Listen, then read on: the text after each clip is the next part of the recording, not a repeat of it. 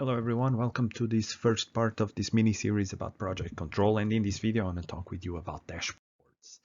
So dashboards are displayers of current project status, and basically they are can be an Excel file or specific softwares, and it will display for you a variety of graphs indicating different things about the project.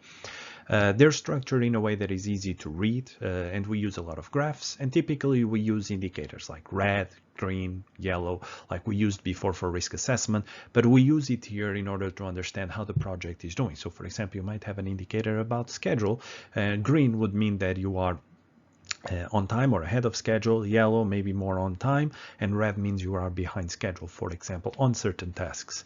And it is structured in a way to communicate to specific audiences. So that means you're going to have different dashboards. Maybe the three most common dashboards we have is management dashboard, project team dashboard, and portfolio dashboard. I'm going to show you in a little bit more and how do they normally might look like. There's a variety of options here. What I'm going to show you is definitely not all the options we have. It's just some ideas or better understanding what they are used for and what they are.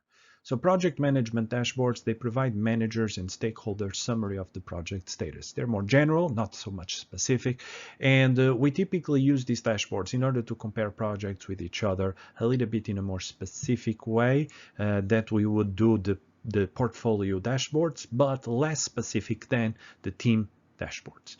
So this is something in terms of detail is rank, I would say, in the middle.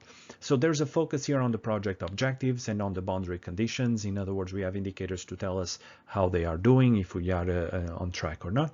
And we update them in a regular cycle. That means we might have to update them every week or every month, depending on how fast we meet our sponsor or our clients. And normally, if you work in an organization that has many projects going on, they typically have a template for this, and they tell you what tools you should use. So some examples you might have in terms of project management dashboards, you might have something like this, for example, where the table on the top, okay, let's start with the table on the top over here. This one tells you, for example, different projects and then who's the leader and so on. And for each one of the things, it indicates very quickly indication. So for example, by looking at this one, we might say, all right, what are the projects that are more dangerous right now that we need to be more careful about? And we see, for example, that, you might look at the colors and say, well, project number 9 is 3 red and 1 yellow, so it's quite bad, and that is true. But the reality is these projects that we see here only have 4 phases, and project 9 is still on phase 1. There's still quite a bit of time. But the first one, the very first one, the one on top, project 1, priority 1, sorry, it has 2 greens and 2 yellows, but since it's already on phase 4, it's almost over. So actually this one is much more important to tackle than project 9. And it's these little details you have to be careful. And that's why typically we organize priority first in terms of the phase the project is or how soon it will finish, and then in terms of the amount of conditions that it have. So it depends really on how do you decide to actually organize it, but you should try to focus your priority on projects that typically end sooner. The second one we have is more about programs, and it might also look like that. You might have a technical cost and schedule measures there, and you might incorporate maybe some symbols next to it that would have a meaning. All right, for example, maybe this one means things are going as planned, maybe this one means like you waiting for something, or it has a stop by, and so on. So there's a lot of different possibilities on using dashboards, but you have to use the dashboards in a way that is meaningful and provides content to your users.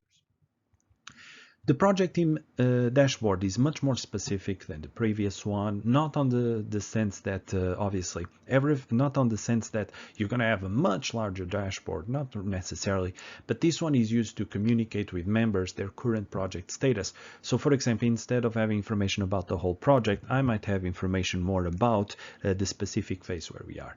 And this dashboard is very focused on comparing the actual performance, okay, against what we plan.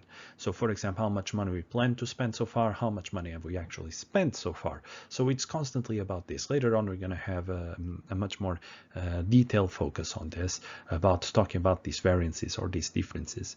This dashboard is updated in every team meeting, obviously, and that means it's updated sometimes every day.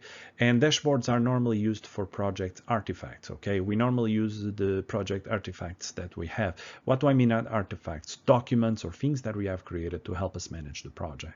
So in order to manage this dashboard, we might use the schedule planning, the WBS dictionary, the risk register, and so on. And this would be the top 3 things that you would need to use to develop your dashboard. So dashboards might look like this. On the top left corner, what you see is actually a dashboard that is very commonly used for a technique called Scrum. It's something that it manages projects in a slightly different way. On the top right side, you have a burn down chart that basically exemplifies how fast are we burning down our cash or our resources like time. And on the bottom you have the traditional work breakdown structure with a Gantt chart associated, which is also a dashboard because it shows you, for example, the tasks that are currently being done or that you have to be careful about. So as you can see, it can take a variety of ways, but the important thing is to communicate information about the project to the team. So as we've seen, there are different types of dashboard indeed, and all of them help us to basically communicate the reality of the project to our stakeholders in a way that is clear, easy to understand. But it does require work, and it does require that sometimes you have to update them by hand.